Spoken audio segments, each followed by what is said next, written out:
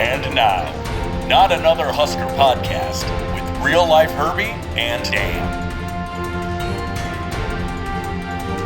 Welcome to this very special edition of Not Another Husker podcast, where we sit down with filmmaker Ryan Tweedy and talk to him about his film, Through These Gates, which is a tribute to Husker fans everywhere, the greatest fan base in all of college football.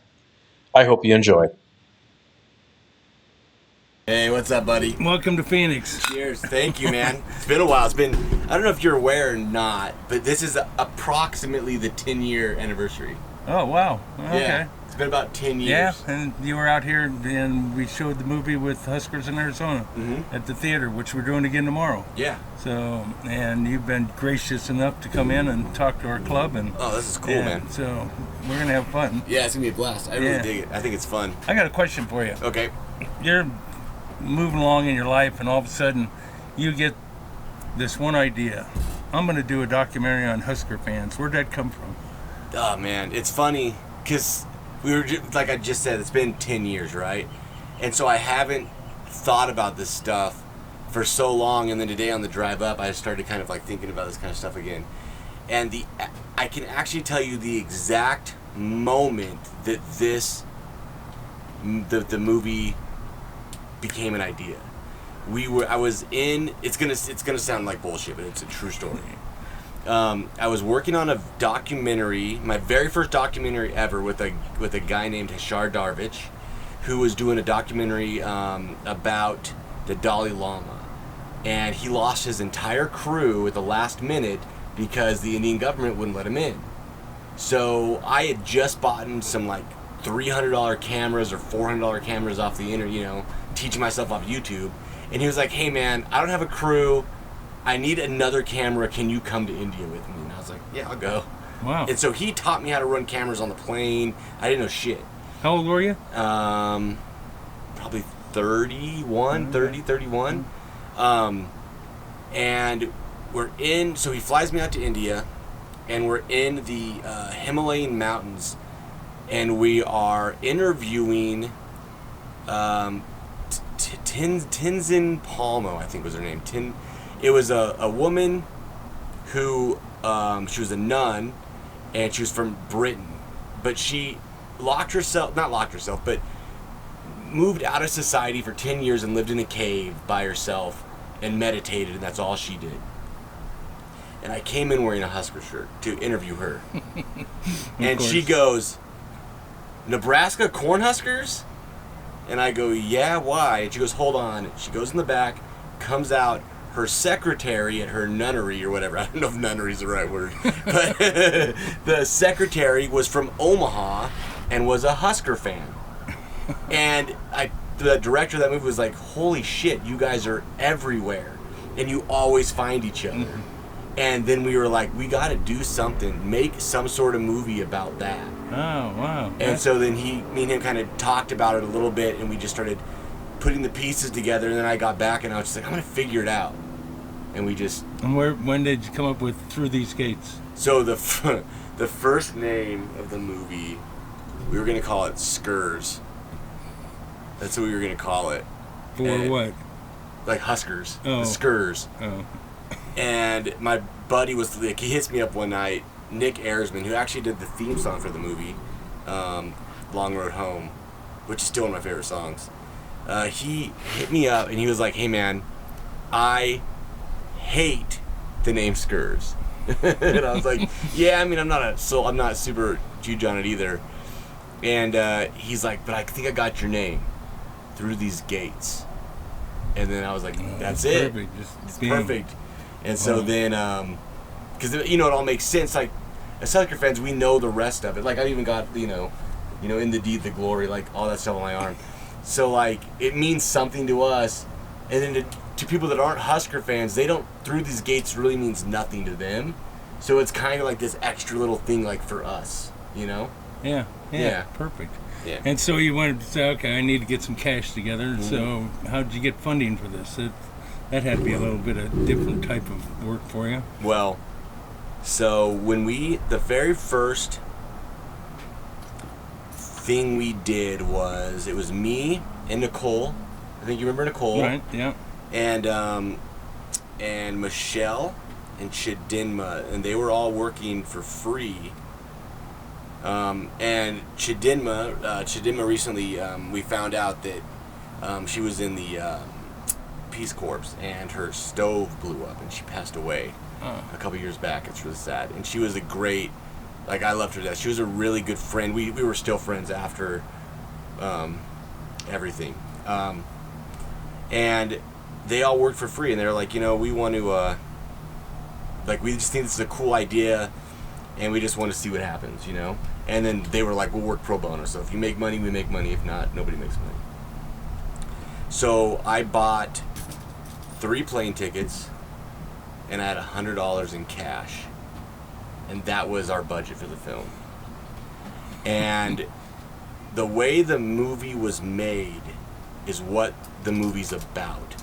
So we had an interview lined up with, I can't remember the first, I think it was one of the, it was Kelsey? Chad Kelsey? Yeah. From Auburn, right? Chad Kelsey from Auburn? Yeah, it was Chad Kelsey. And we had that one lined up. And then that turned into, I know, I can introduce you to so-and-so, who can introduce me to Husker Max, who can introduce me to Johnny Rogers. Well, now we got Johnny Rogers, and all of a sudden Eric Crouch is willing to come on. And then Eric Crouch would give me a phone number to Tommy Frazier, and then Tommy Frazier would give me a phone number to whoever. And that's sort of how it got. And I mean, I think Husker Max put me in contact with you. You put me in contact with Charlie. Charlie put me in contact with Milt. No, it's the other way around. I got in contact with Milt Tinniper through a friend. Then Milt Tinniper put me in contact with Charlie. Charlie put me in contact with you. Yeah. And it just, I've got like random, I've got Bobby Bowden's phone number. Like I never called him, but I mean. What was your favorite interview? God. That's like. Other than with me. Yeah, of course, obviously. That was a dude. The one we did in Moon Shadows that was a cool day. So I would say I can't pick one, but I can pick 3, 4.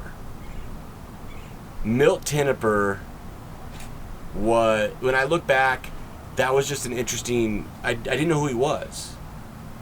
He was really kind of before my time.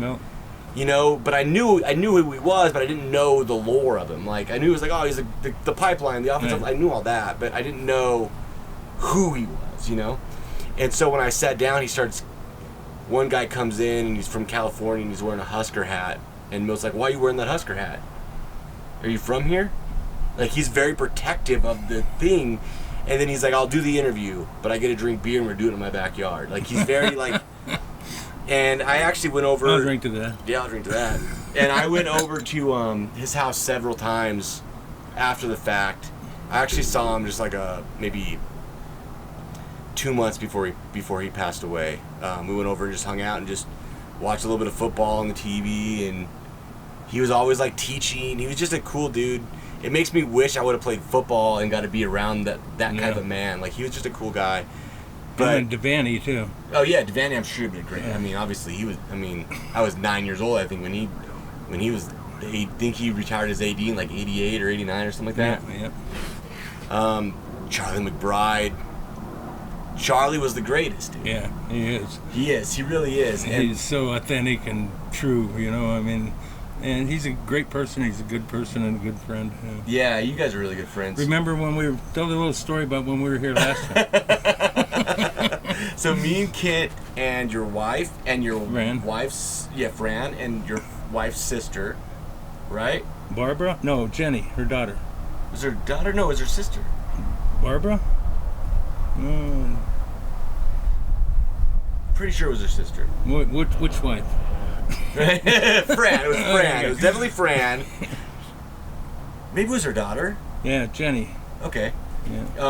I know Fran looks much younger. Well, it's also 10 years from now, like 10 years ago. Like, I'm picturing my Aunt Vicky, and I know it wasn't her, but that's what I'm picturing in my head. And my dad. Oh, that's another really cool thing that you guys that you guys let me do. We'll talk about that in a minute, but I don't want to get sidetracked, but I owe you for that. That was a really cool thing. So we all got wasted. We got very, very drunk.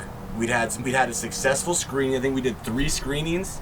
Yeah, Moon Valley, and then we did. But we actually did the screenings though. This wasn't when we did the interviews. Oh, right. So we did the 3 screenings, and you sold out 3 shows, which was bananas. You can sell a ketchup popsicle, do a chicken white dress, and then so we were all proud of that. We're all floating, and Charlie's up here with us, and I get so drunk. Charlie had a marker in his hand, and he went like this, and he marked on your shirt and ruined your shirt. And you said, Charlie, you've ruined my shirt. You've got to sign it so I can at least sell it on eBay now. And Charlie says, I'll sign anything. And I go, without even thinking, I pull my shirt up and I go, sign my tits, coach. And everybody's laughing. Charlie's wife was laughing. You guys, I was laughing. My dad was laughing. And I look over at Charlie's going, he did not find it funny at all. So he didn't sign it, and you didn't get a tattoo that says Charlie McBride? God, I should have. I should have. Yep, and I ran into him a couple years after the fact, and he remembered me. He's just, it's cool. Well, what have you done lately? What have I done lately? So after that, when Through These Gates finished, I got a lot of like little odds and ends. So the company I worked for when we started Through These Gates was a company called Carmind. And the guy that owned that is a dude named Napo. And when I kind of was started doing this, and then it got to the point where I couldn't really do both anymore because it was taking over so much of my time. And I told Napo, I was like, hey man, I gotta quit. I was like, I don't know if this is a smart idea because I don't know if I'm making any money off this movie, but I gotta quit. And so he was like, totally, dude. And he always kept track of how the movie was doing. He'd hit me up every 6 months or so. And he was really proud of me and proud of the movie, and just proud that one of his guys was striking out and trying something, you know? And then the company I work for now is a tech company. It's a Silicon Valley tech company. And they needed a video guy. And Napo worked his way up, and now at the time he was the vice president. Now he's the COO. And he was like, I know a guy. He's not corporate. He's gonna be a little rough around the edges. He's not a corporate guy, but he's loyal and he'll work his ass off, and he's good at what he does, and he'll make you the best videos you can imagine. And he pulled all the strings and got me the job without an interview, basically. So I work for this company now. The company's name is Techion. I usually don't say the name of the company, but just because I don't need people to go tell them about me. And they're a really cool company, and so I do a lot of like, it's weird being in a corporate world because I'm not a corporate guy. Right. A Nebraska kid. A Nebraska kid, you know? And, but yeah, so that's what I do now. But that's just a means to an end. Like, I will make more documentaries. There's no doubt in my mind that's my end game. It's just, right now I got a kid, I got a wife, I got a... Yeah. Well, and I appreciate you coming down here and enjoying the Phoenix heat. Yeah, God, it's so pretty at night, though. Yeah, it does. Once it cools down a little bit, like you got all this. Yeah. But anyway, tomorrow's going to be fun, and by the time this comes out, I hope everybody that got to come and watch it and watch Through These Gates. If you haven't seen it, where can they buy one? From you. Okay. That's the only way. I took my website down after 10 years. Husker Max might have some still, and maybe on iTunes still, but that company... Well, anyway, people that haven't seen it, it's a must-see. It's a wonderful documentary, and it talks about the best college fans, football fans in the United States and probably the world. So yeah, we should make it Through These Gates, like Through These Gates again, or whatever. Like through make Through These Gates great again. Yeah, yeah, something like that. All right. Yeah. Well, thank you. Yeah, thank you, Charlie. Thank you, Dean Kent.